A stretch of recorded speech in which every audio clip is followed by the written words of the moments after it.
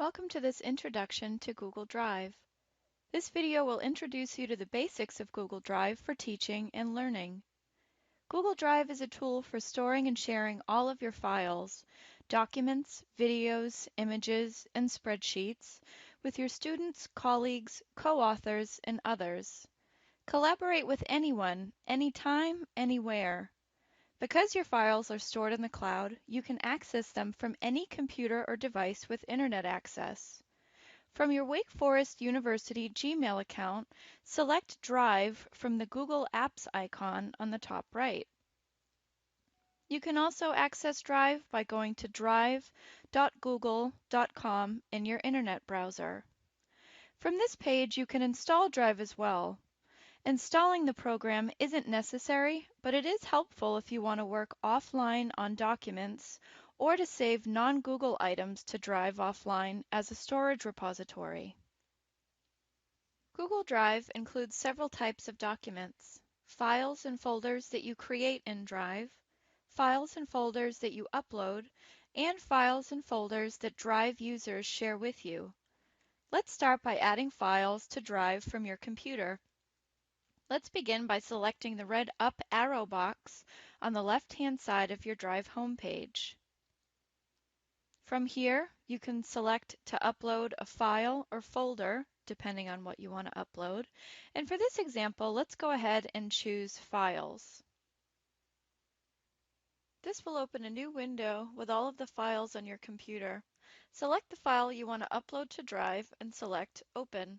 Notice the upload status. Please note that the upload screen may look different for users based on settings entered in Drive. The upload settings can be changed from Drive's home screen if you click on the gear icon and then on Upload Settings. You can see here that you can convert uploaded files to the Google Docs format, convert text from uploaded PDF and image files, and also confirm the document upload settings before each upload. Converting a Word document, PowerPoint presentation, or Excel spreadsheet to the Google equivalent gives users full editing capabilities and doesn't count towards your 30 gigabyte storage quota. Either way, all uploaded files can be shared. Once the upload is complete, it will appear in Drive. Now you can share this document with anyone. This is a great way to share class materials with students without the need for email attachments, or to collaborate in real time with colleagues, co-authors, and other professors. Check the box for the document you want to share, and then click on the Add People icon that appears. You'll see a pop-up that allows you not only to share the document, but to specify the visibility options and access level for each item you wish to share. For our visibility options, we can see right now that our document is private. Only you can access it. So let's give some visibility options by clicking on this blue Change link. Starting with the most liberal options, going down to really the most restricted. First is anyone given access to this, or anyone with internet access can find and access the document with public on the web. Next, if you want anyone with the link to be able to view your document, you could click on this option. The next two are specific for Wake Forest University, so anyone with a Wake Forest University username can access it. Next, anyone with a Wake Forest University username with the link can access it. And then finally, the most restrictive, specific people that you identify will be able to see the document. So we'll choose that one and click Save. Now we're ready to share this document. Let's come down to where it says Invite People. And if it's someone at Wake Forest University, you can just start by typing their name and their email address will pop up. So you can go ahead and choose. If it's someone outside of Wake Forest University, you will need to type out their full email address. Notice on the right-hand side here, these are the access levels that they'll be given. So can edit, any of these people that you send the link to would be able to edit it.